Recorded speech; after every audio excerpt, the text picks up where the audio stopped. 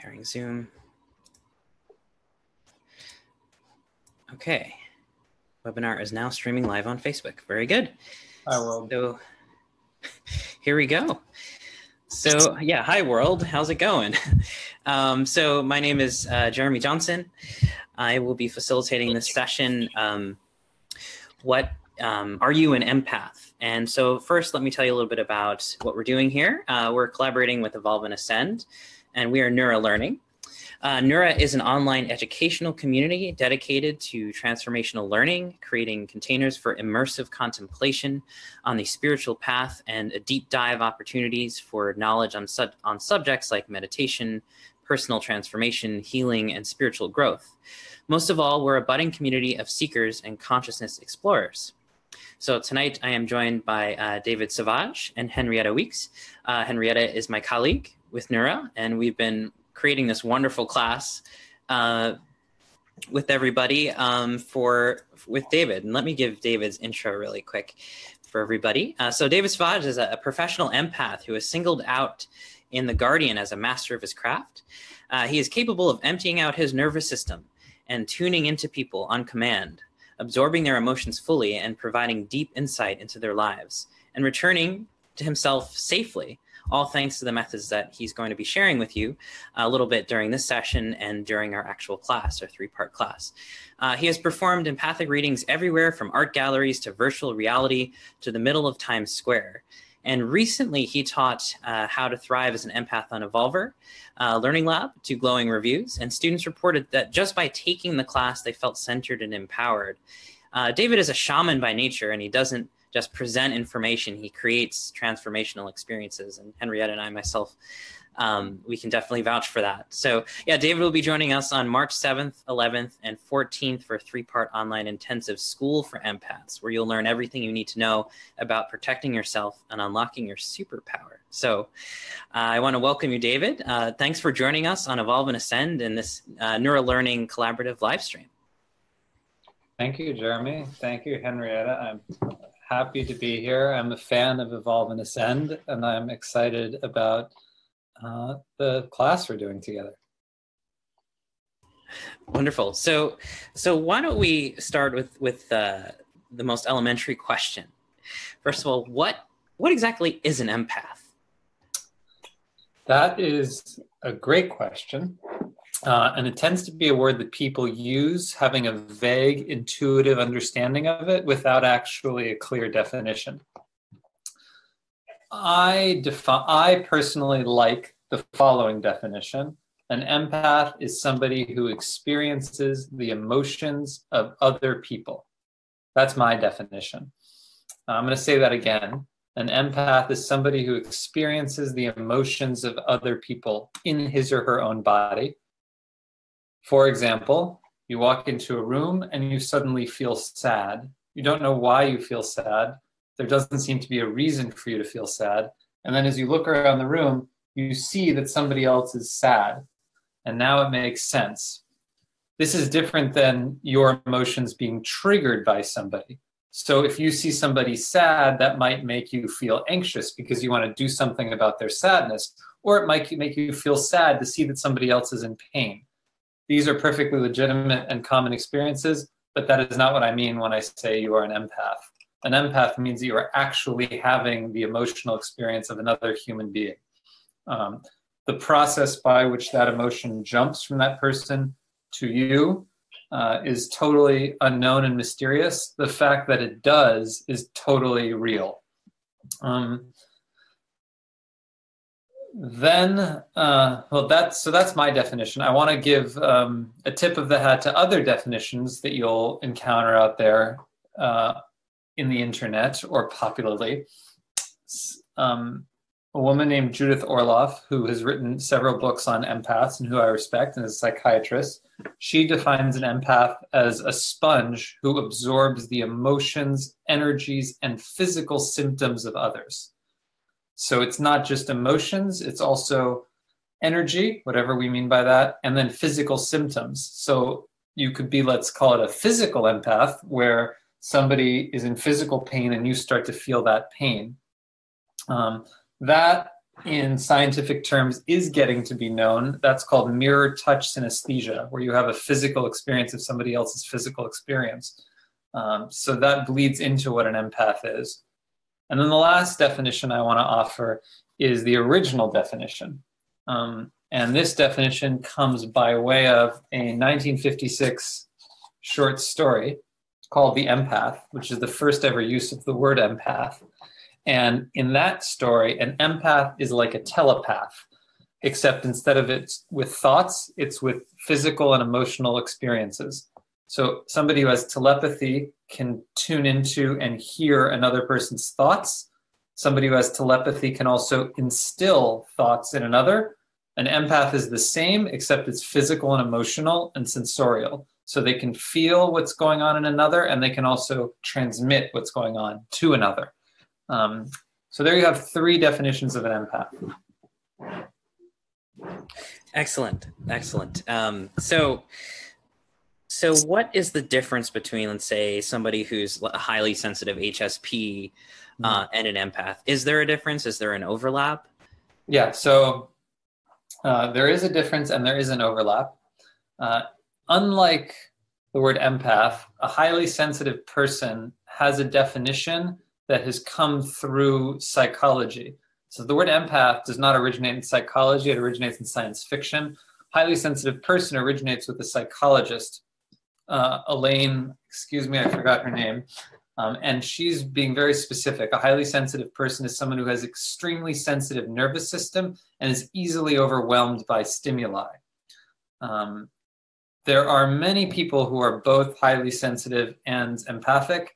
There are also people who are highly sensitive and not empathic, and there are people who are empathic or who are empaths and who are not highly sensitive. Though I would say the overlap is probably something like 50%. The difference would be that, let's say you were highly sensitive, but you were not an empath. It would be very, very difficult for you to be in a subway with lots of stimuli and people around, but it might not be so difficult for you to be around one person who's having an emotional breakdown. That might not stir up anything in you.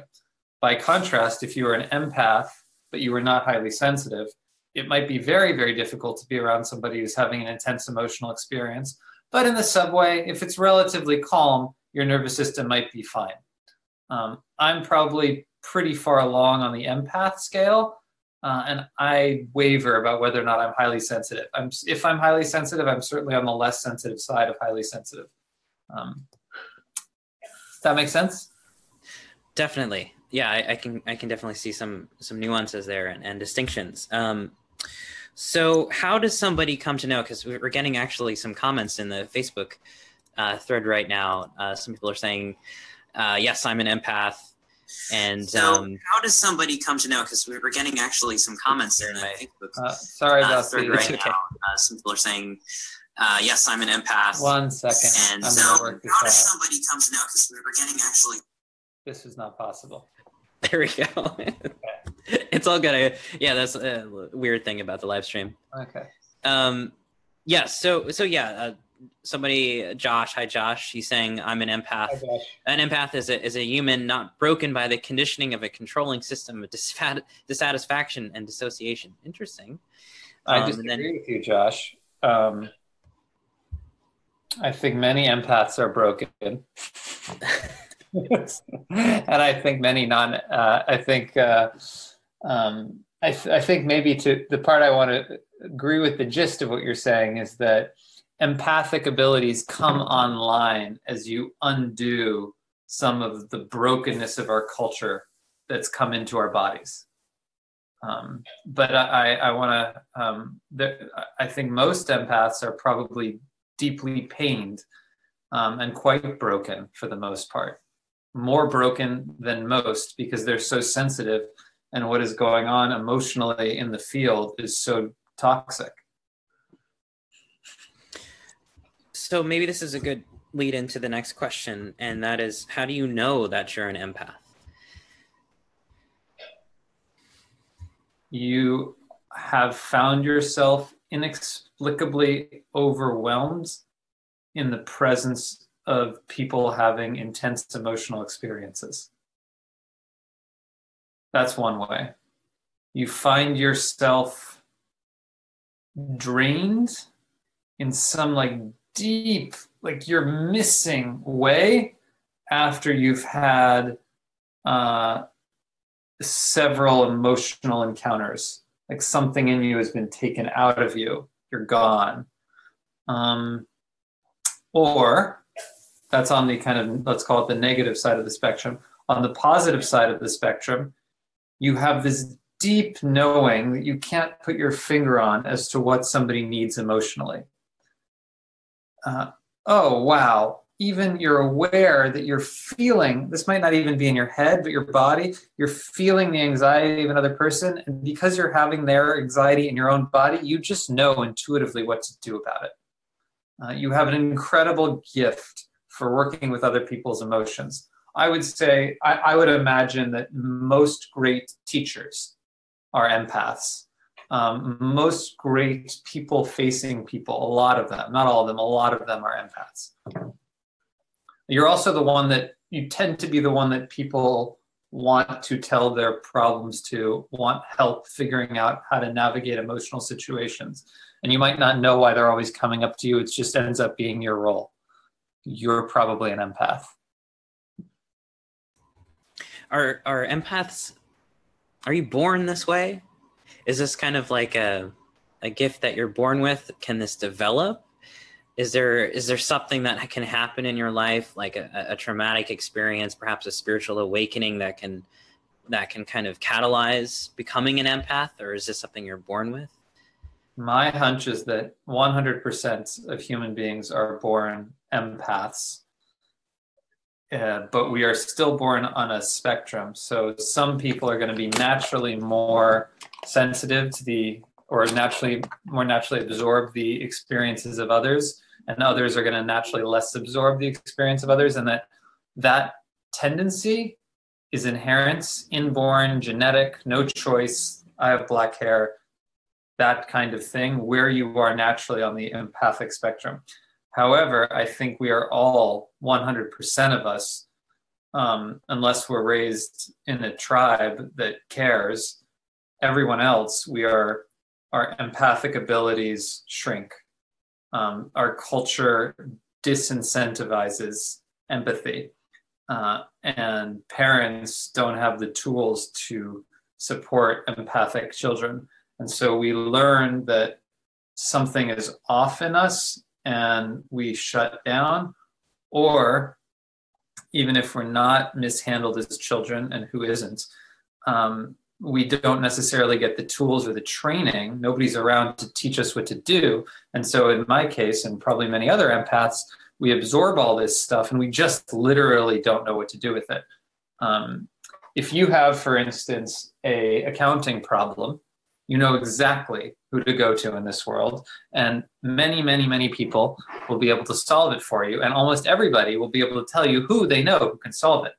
But if you have a problem because you absorb too many people's energies in a day and you are now overwhelmed and you are afraid of going into work the next day, who are you going to call? Where in the culture is there like authority figures? What are you going to do?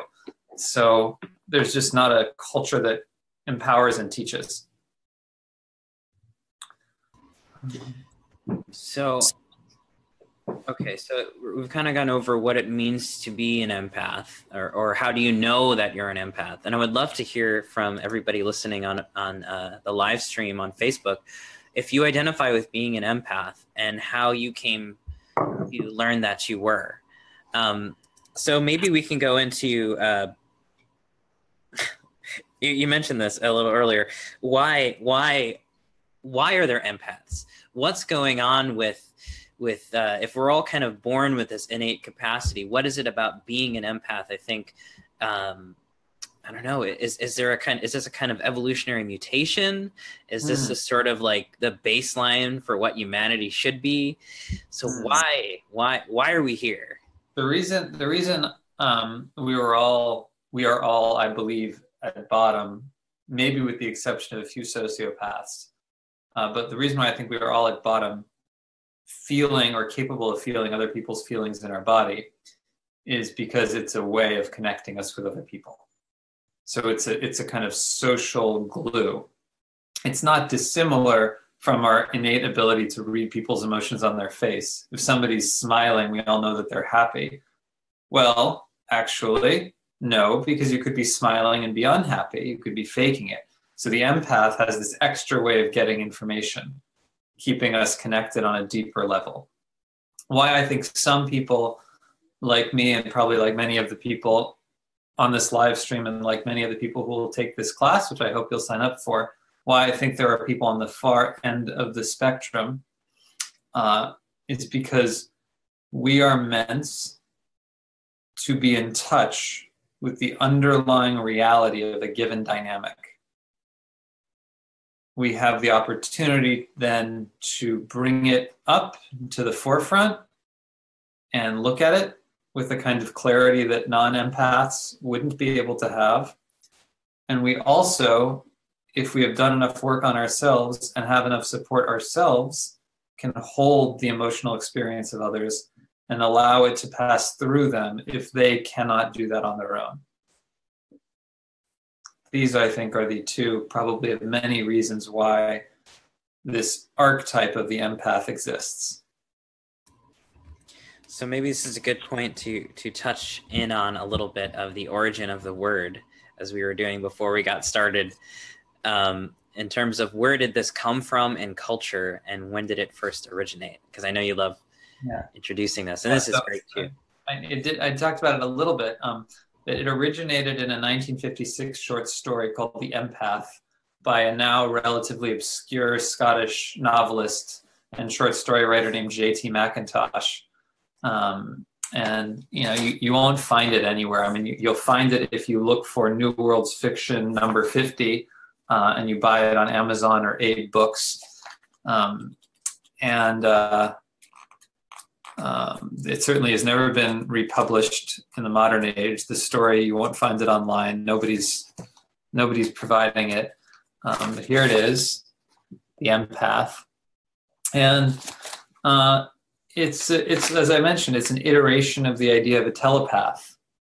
And it seems to have wanted to come through this man, and as soon as he wrote it, it started to get copied.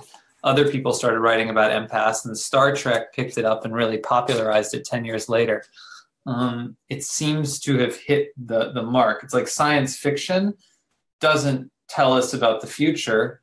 It tells us about aspects of the present that we haven't looked at enough.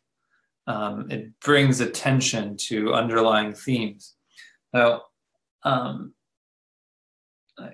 1950s, I think about the 1950s, and here I'm going to go on a semi-BS, I don't know what I'm talking about, but I'll just speculate for the hell of it, rant.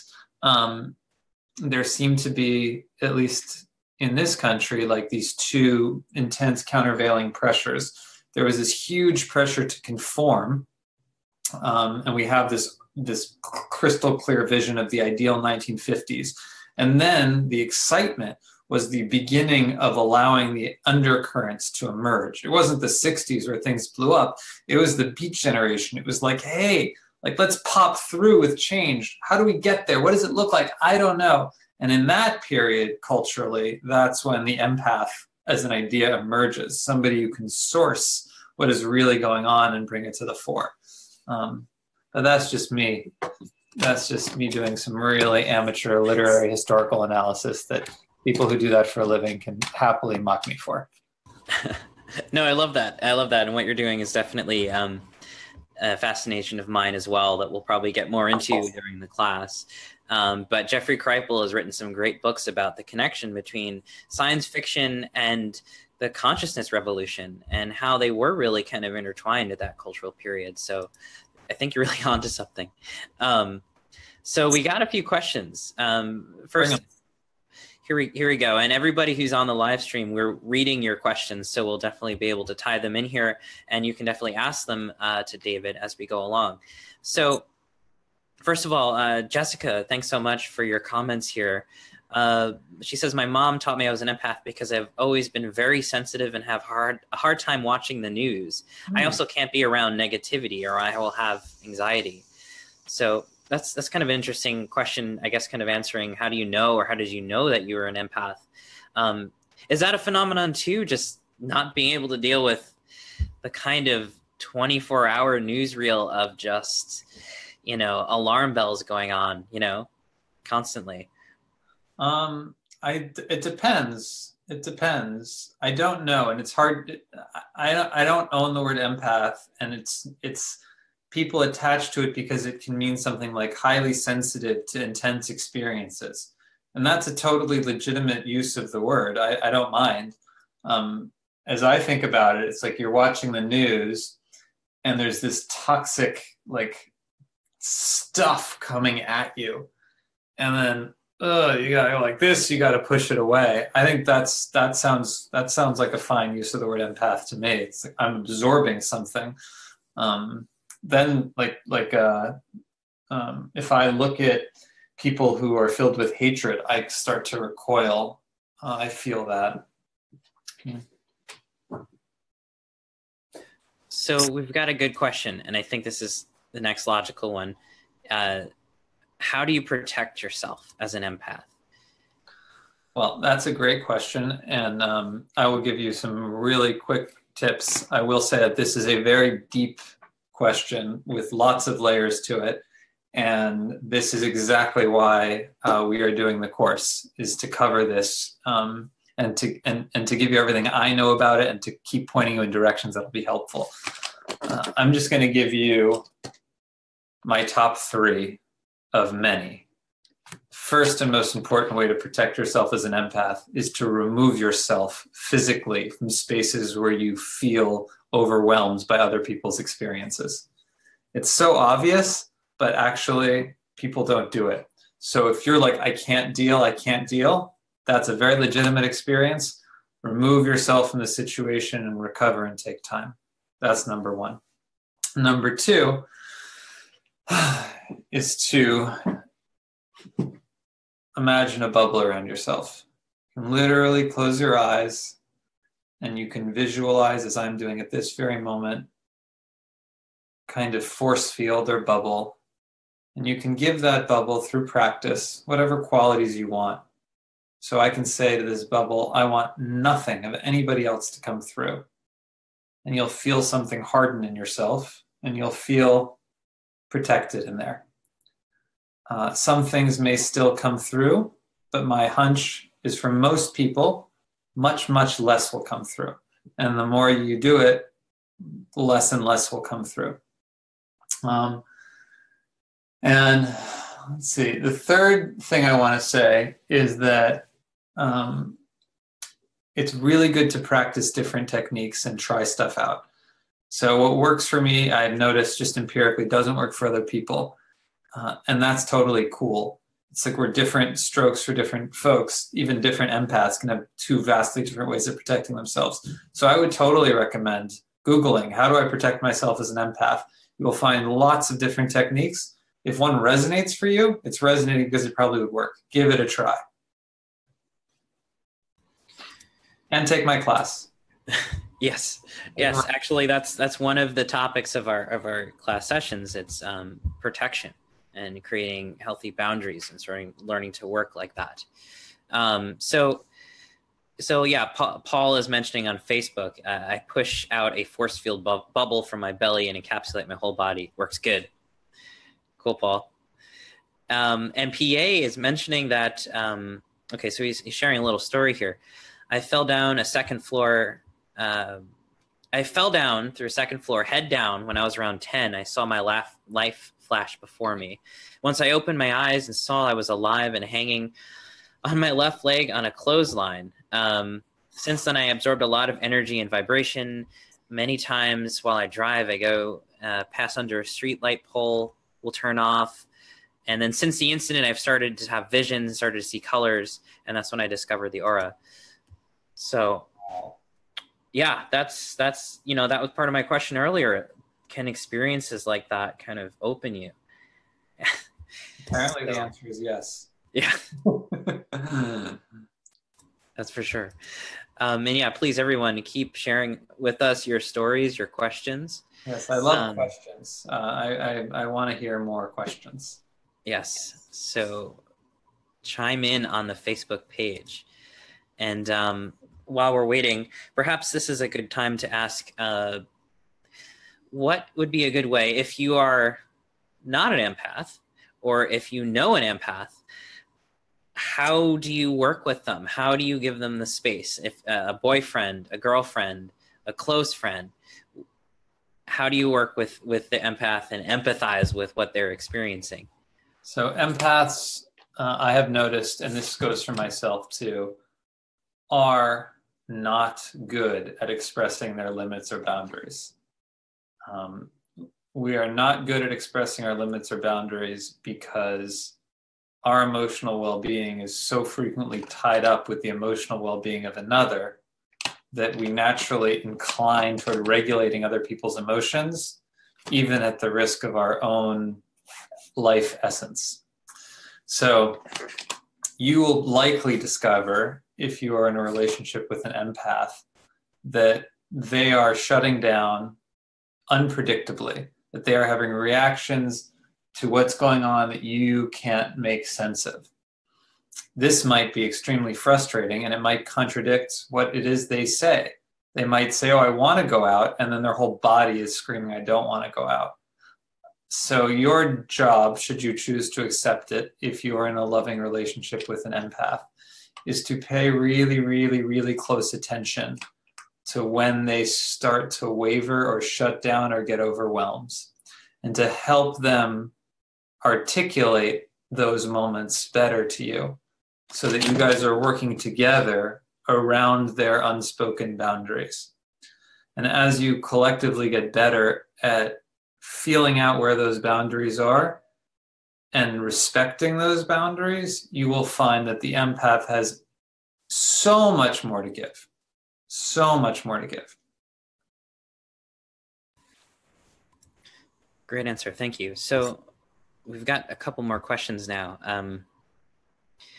So Tamara's asking, David, how did you realize that you were an empath?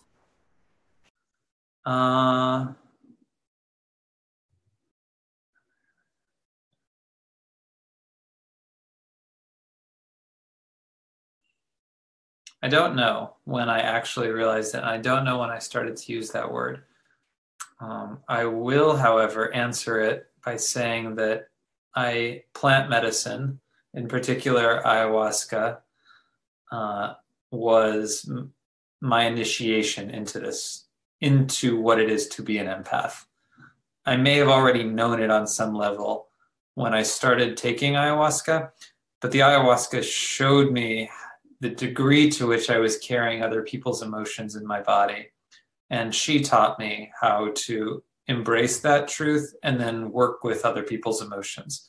In fact, I would say a lot of what I am teaching in this class was given to me, if I had a teacher, by ayahuasca.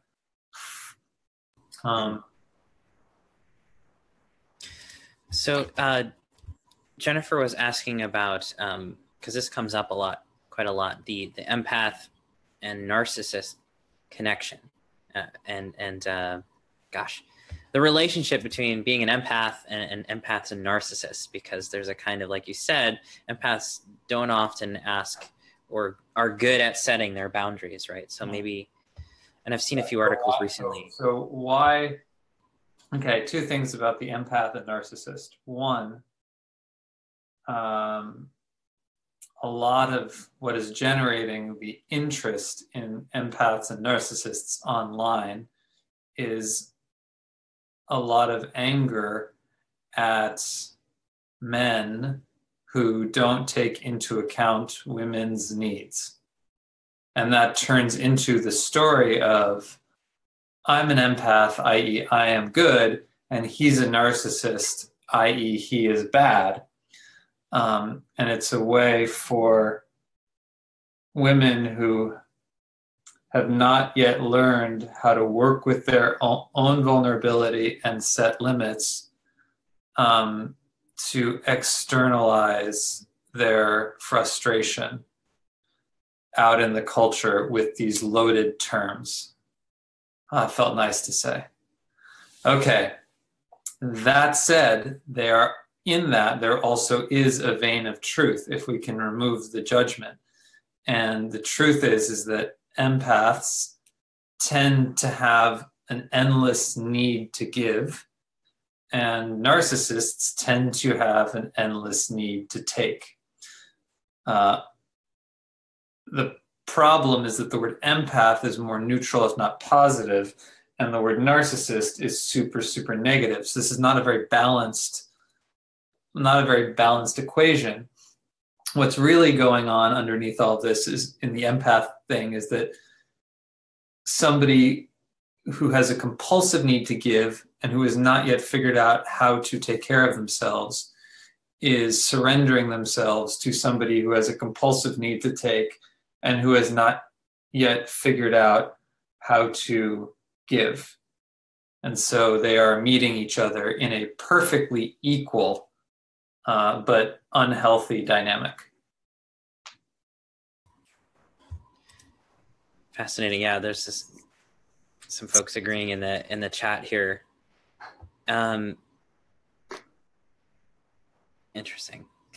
Jessica saying, I'm not feeling the narcissist word. Me neither. Empaths are codependent and fuel the narcissist. Okay, empaths are neither codependent nor not codependent. You can be a codependent empath or not a codependent empath. There are plenty of empaths. I am not a codependent. There are plenty of empaths who are codependent. The narcissist word is somebody who, I mean, a narcissist in the conventional sense is somebody who's endlessly obsessed with themselves. In a deeper sense, is somebody who's incapable of experiencing the needs of others as legitimate, because on a deep, deep level, they have never experienced their own needs as legitimate. So they're hurting. Can I just say that in the class that you taught before, I really liked how you dissolved these barriers, dissolved the stories around the narcissist and empath relationship and kind of got it on a more equal footing as a sort of flow of energy and how to work with that. So that because this is kind of new territory. Yeah. You froze there, Henrietta. I hope I didn't freeze. Am I still here? Yeah. You're here. We're here. Okay. Henrietta is joining us from far away in Mexico with maybe a slightly shaky internet connection. A slightly shaky internet only tonight, but I just did want to say that this is something that David really helped me with in the class, and all the other participants, of just talking about these kind of relationships that are very much out there in the media at the moment in a different way, coming at it from a sort of more helpful way, really, and not labeling things positive and negative. Yes, thank you. I'm just like, when a narcissist, the word has some meaning from a psychological standpoint, but that meaning is so lost, because what we mean by it when we say it is a bastard who doesn't care about anybody but himself, and that is not a useful way of looking at a human being. Yeah, exactly. So we're getting some great questions from Kim and Jessica. And so Jessica has like a two-parter, because she mentioned that she was wondering what jobs and careers are good for empaths.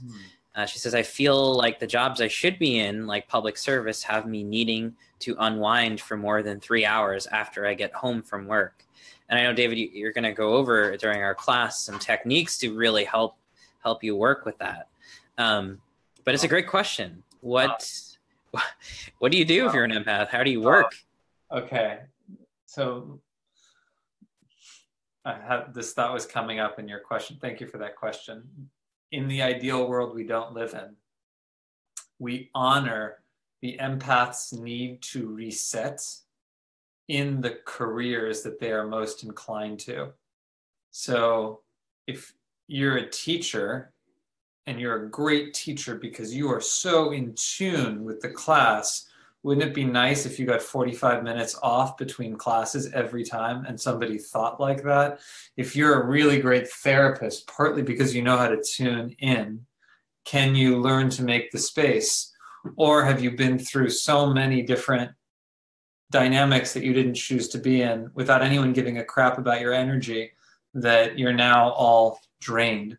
So unfortunately, a lot of the careers that most drain empaths are archetypally right for them. It's just that the way that our society structures these careers is deeply wrong, which makes it all the more important to figure out how to set boundaries, be clear about what you can and can't do, release all the stuff you pick up, and protect yourself. If you are drawn to public service, but you are afraid that it will drain you, I think I want to validate both sides of that equation. That draw is real, and that is probably a healthy impulse that wants to be honored. And your fear is real because you are afraid of getting drained. Learn how to protect yourself, and then you'll find yourself going where you're called. Thank you. So yeah, Jessica was mentioning, she just says yes. Thank you. Yeah, she also mentioned, working with the public makes me feel incredibly overwhelmed and depressed, but is contradicting considering that that's what I should be doing if it's my gift. What if you were to work with people on a smaller scale? Like take it bite-sized. Give your all to one person for an hour and don't schedule anything after that, and feel how that felt. Did you feel inspired and then drained? Great. What do we do about the drains part? And then learn to work with that, and then try seeing 2 people and test your limits. And I also hear there's something be aware of. This is not specific to empaths, what I'm about to say. Be cognizant of the possibility that your concept of what you ought to be doing is not coming from within. It's coming from some sense of what is right for you dropped down on you by the culture or by an authority figure, and going toward that thing you feel like you should be doing might be just a way of telling yourself you suck. And if you start to tell yourself you don't suck, you might find that you end up going in another direction. She says, that's a good idea. Okay, thank you. Oh, great. Thank you, Jessica, for your questions. So here's an interesting one. Kimberly was asking, is being an empath more of a feminine energy? And what's the relationship between feminine and masculine energy here? Being an empath is a feminine energy, or it's a receptivity. It's an allowing. It's like, I don't know what's going to happen. I'm in a kind of spacious, subtle place when I'm at my most open. It's 100% a feminine gift. The masculine role is what I'm playing in a sense right now on this live stream. I am creating a safe space for that feminine quality. So Kong is asking, what is the difference between being an empath and an energy vampire? I imagine there's a very big difference between the two.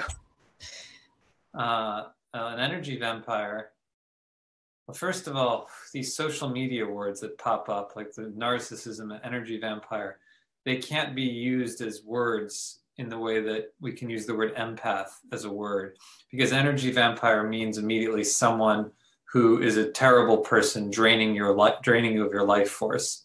So that word itself is so full of contempt. So I'm going to try to strip the contempt out of it and say that there are people who naturally, in their current state, tend to drain people of their energy by virtue of their neediness. So the kind of neediness where you need to take people's energy into you in order to feel whole. And if the people from whom you're taking energy don't know how to protect themselves or don't feel confident in themselves, they will give it of themselves. So an empath is not in it, so there could be an empath who's an energy vampire. It's a perfectly possible combination, but an empath is not taking energy from somebody. He is experiencing their energy. It's not depleting. If I'm reading someone, I'm not depleting them. I'm tuning into them and allowing it. And in this sense, an empath operates on the unconscious assumption that energy, as we know it is infinite. I don't take energy from you by tuning into it and experiencing it. It's not happening in that linear fashion. The energy vampire premise is that somehow energy is limited and I suck it out of you, which is probably wrong, which is probably why this contempt is so useless. An energy vampire could just as easily be seen as somebody showing you where you are not yet clear in your own boundaries. And what a gift that energy vampire is to teach you that.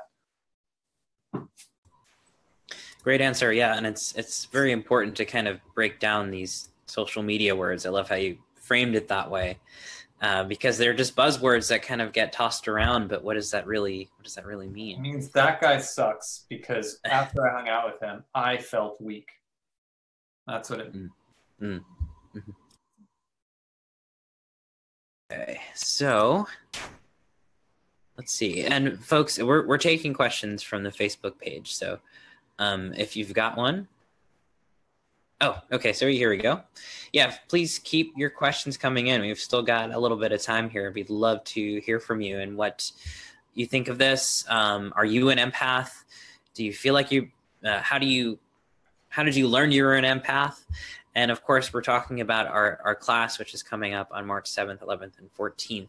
It's a 3-part class where we'll be going into all of this in much more detail with David. But Kim is saying, how do you feel about palm reading, energy reading? Is all of that real? To me, there are 3 kinds of psychics. Psychics who are completely full of it and just want to take your money and know it. Psychics who believe themselves but have no genuine gifts, but just have convinced themselves that they're doing something. And psychics who are totally legit. I do believe that there are people who can genuinely see into the future. I do believe that there are people who can tune into you through your palm. I don't know whether these lines mean anything, but I believe that there are people who are capable of holding your hand and knowing things that are deeply true. So that's what I think. Yeah. So we got another one from Thomas asking about what... okay, so he's asking about chakras, and are chakras at all associated with this ability of being an empath? Yeah. So we can leak energy from chakras, and chakras can also get stuck.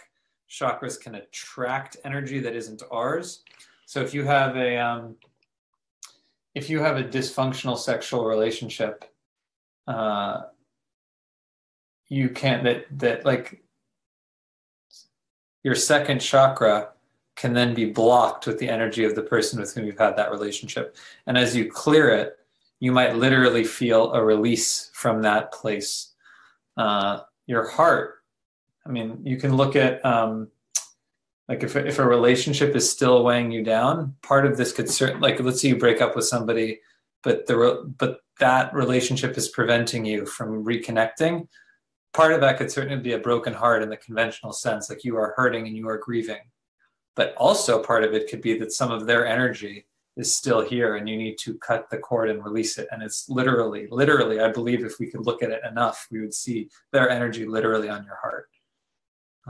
So yeah, I definitely think there's an interplay between these different ways of looking at it: emotional, energetic, chakra, physical.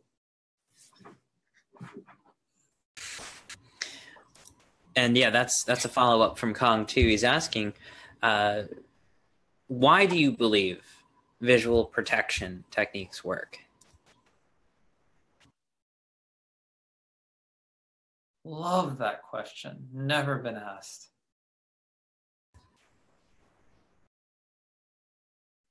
Because it's all a hologram anyway.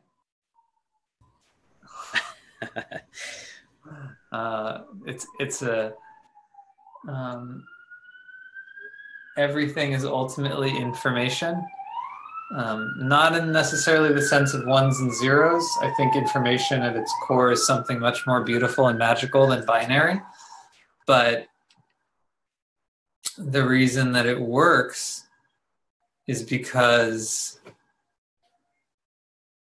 we are creating with our unconscious, and we are creating with our minds.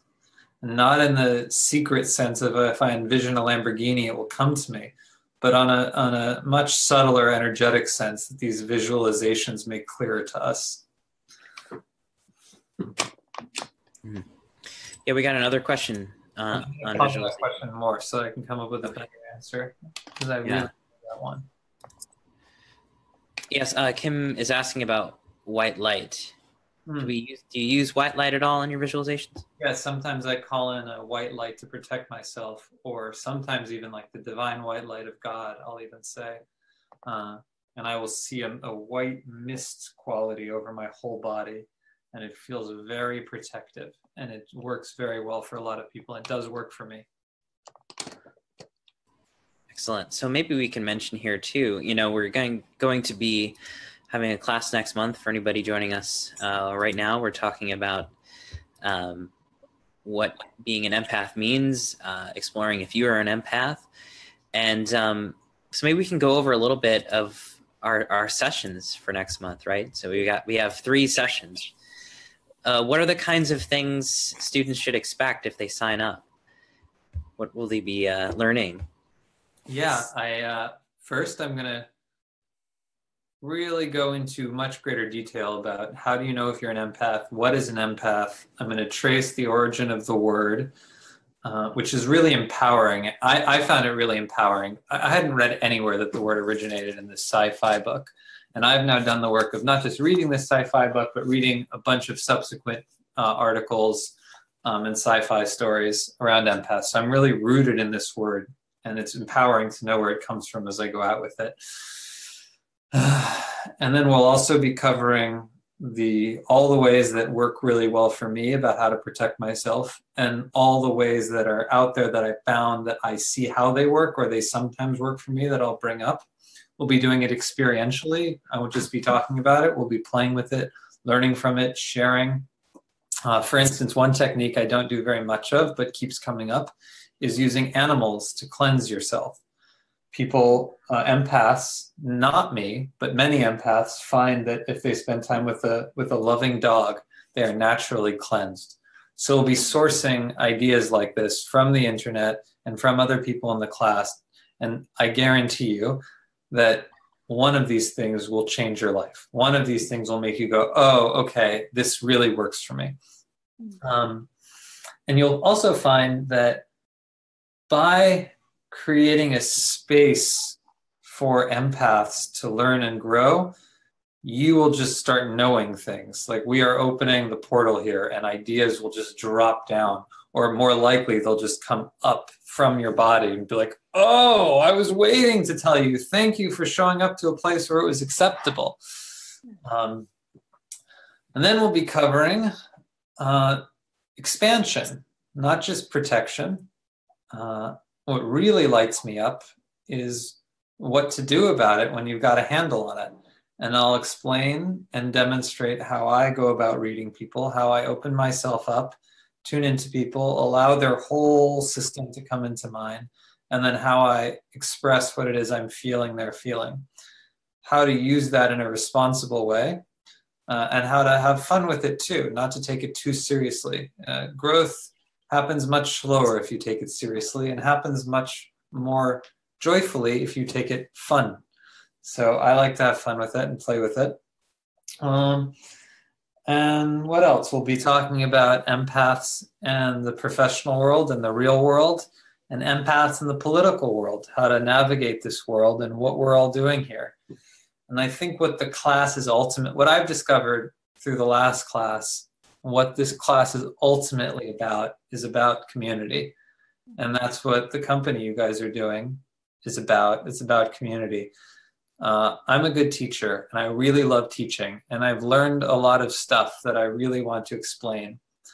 But actually what I'm really doing in this class is demonstrating to you that this is all possible and that we can be cool with this stuff. And I will be with whoever else signs up for this class, and there will be a power that emerges just by being in the same vibrational space as other empaths. That's really what I'm here to offer. And the wisdom that I've picked up along the way is just to open those channels. Beautiful. Yes, and a perfect description of what happened in last class. I just want to say that I was going to chime in and say, that with you, it was a completely participatory, spontaneous, organic, sort of evolving and experiential process. And that was a very different way of experiencing a teacher-student class for me. And I think Jeremy would agree. So I just want to recommend you as a different kind of a teacher where, as you say, you allow the power of the group to kind of guide the teaching and you facilitate that. So, it was a very exciting experience and very joyous. So I wanted to just say that about the last class. Thank you, Henrietta. I must, also agree that there is something to an online learning experience that you and I have done this for many years, Henrietta, many different classes, and the best ones are the ones where you really feel like you're sharing a space and time, you're growing with people, you're going through things together. And I noticed that happened during the last class with us, David. People would be having these little synchronicities with each other in the chat box and just, being able to kind of say that they went on this journey together in a way that was really intimate, in a way that you may not expect something online being so intimate, but it really was. So I definitely have to just, Jessica says this is going to be wonderful. Well, thank you, Jessica. I hope you do register. And I want to just remind everybody that it is $25 off right now. So if you go to the link and check out, it should give you the discount there. And we link that in the comments section as well. Tamara is saying that as an empath, we have to learn how to protect our space and energy and set clear the boundaries as to what we will allow in our space. Absolutely. That's a lot of what we're going to be learning to do. I agree. Except for I don't like the have to. I mean, it's nice to. It feels really good to. You'll benefit a lot if you do. Yeah. But have to, it's okay to suffer too. Yeah. If you don't want to suffer as much, you want to suffer a little bit less, then you will like learning about boundaries. But if you really like suffering, that's okay too. You can take your time with it.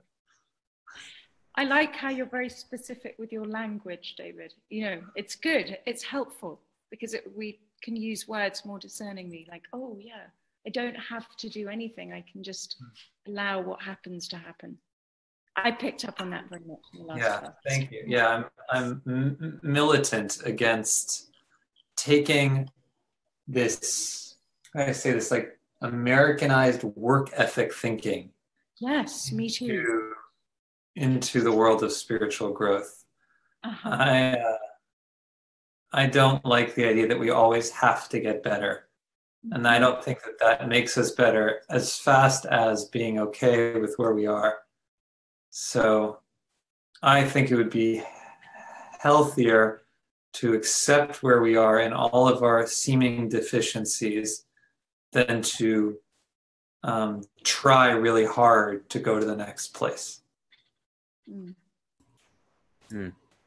Beautifully put. Yeah, that Jennifer's gives us freedom. Not a freedom. Yes. Yeah, we're fine. What the hell? Sometimes that's all you need to really feel better is like being told it is okay to be where you are. You don't have to be, all fixed. Jennifer's saying words are magic. That's why it's called spelling. Yes. I love that. Me too. I never heard that before. Thank you for that. That's fantastic. Yeah, Jennifer's tuning in the chat box, and I want to thank Jennifer too for kind of being the silent support here tonight for this session, and inviting us on to the Evolve and Ascend community. It's all about building the community and creating these containers for, transformation, healing, connection, evolution. So yeah, kudos to our spirit, says Kimberly. Thank you. All right, so if you've got any last moment questions, we've gone about an hour now. Don't want to stay on too long. So happy to have you here. Community is absolutely key. Yes, Jennifer. Oh, this is an interesting one, and this kind of ties in with our other neuro teacher. Reincarnation. Is there anything that comes up here? Tons. First of all, I believe in reincarnation. I've gone through a past life regression and seen quite vividly a previous existence that I have that felt true enough to me that I accept it more than secular materialist readings of life. And third, I have sometimes felt into people and experienced things that felt multi-dimensional or from past lives. One of the things I'd love to do at some point would be to really work with somebody who sees and experiences past lives in a way that I don't yet do, and see where we overlap. I tend, just because it's my current comfort zone and not because I think it's better, to focus on people's emotional states in this life and in their past in this life. But there's no reason why it ought to stop there. I mean, if I could go past and visit other lifetimes that I'm hearing in my own body that I could, I just haven't done it much yet. That feels like, yeah. You can, here's a cool thing that I learned the other day. A spiritual teacher I admire named Thomas Hubel said that the Western word for karma was trauma. Ooh. And karma and trauma are the same thing. Oh. I love that. Yeah, that's... And so in a current life, you can go through a trauma, and until you heal it and clear it, you can't fulfill your destiny and or move forward on some level. In a past life, you go through something that blocks you and you take it into this life, and then it's karma, but it's the same thing. Mm-hmm. Wow, that's really fascinating. Good. I had never made that connection before. Yeah, everyone's like, oh. Thomas Hubel, H-U-B-L. The man is very wise. Yeah, I've heard of Tom. I've seen Thomas before in New York once or twice. So karma, trauma is like, whoa. Yeah. I'm taking that one. But I'm giving you credit, Thomas.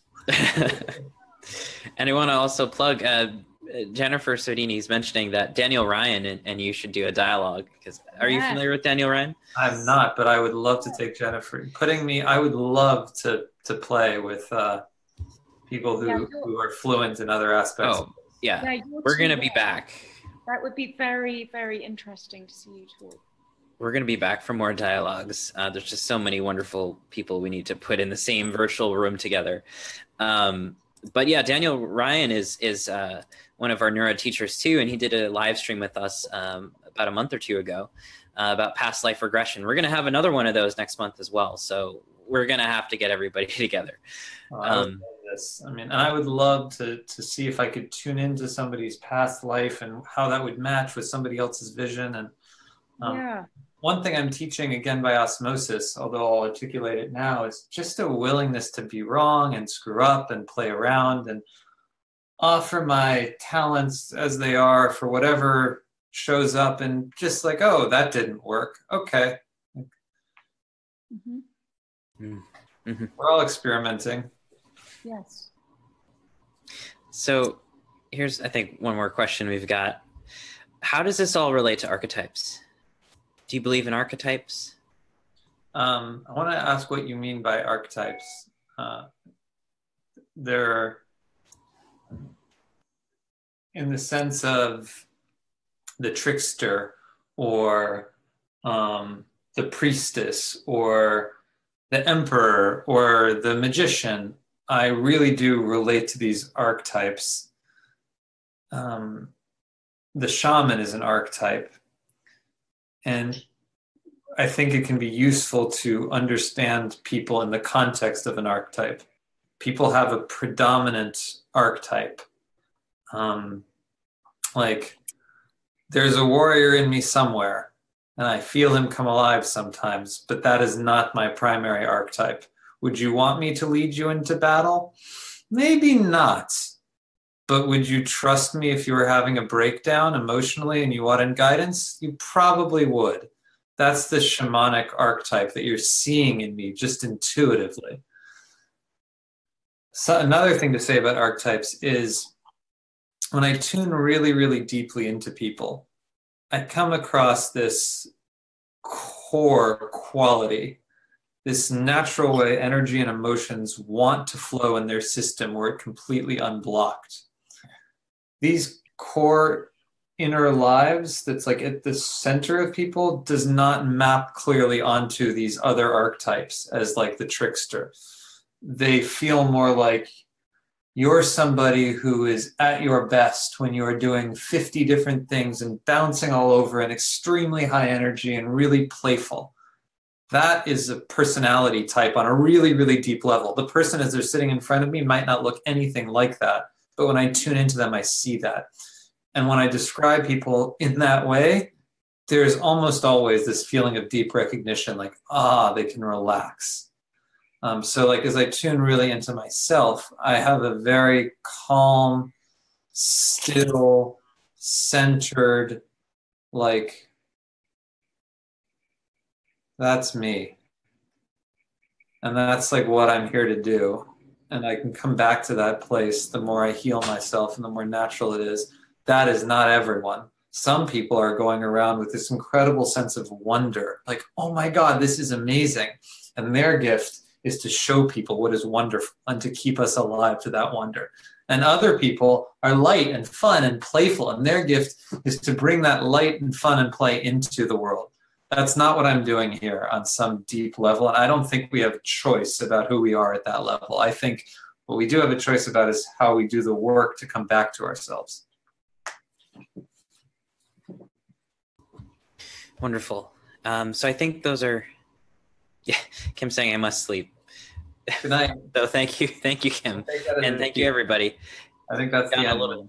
Yeah, I think that's the end. I think Kim sounded that. I'm going to link in the chat box to the class. I'm also going to link to your page, David, empath.nyc, so everybody has access to that to check out as well. Thank you. And I have a Facebook page, which is the Empath, not my personal Facebook page, but the Empath page. If you even search Empath, all caps, in the search bar, you'll probably find it. Yes, here we go. And I just want to say that I'm really excited to teach this class. You really feel called to do it. I will really be honest about what I know and don't know and where my limits are to the best of my ability. I'm really here to allow your empath what he or she really needs to come through wherever you are in that process. And I also want to say how grateful I am to you who are willing to put money into this. That money allows me to talk about this stuff and do this work. And thank you. Thank you, David. And thank you, everybody, for tuning in tonight and joining this wonderful discussion, this community discussion. We will certainly be back again in the near future, and we hope you join us on March 7th when we get started. And the dates are March 7th, 11th, and 14th. So links are in the chat. And once again, it's $25 off for the next couple of days, till the 21st, I believe. Early bird special. Please do join us. We'd love to have you, and I'd be happy to answer any technical questions about the class afterwards. So thank you, David. I hope you have a wonderful night, and we'll see you soon. And thank you, Henrietta. Yeah. Thanks so much. It was great being with you again. Look forward to the class. Exactly. Okay, take care, everybody. Have a good night. Bye. Thanks for joining us.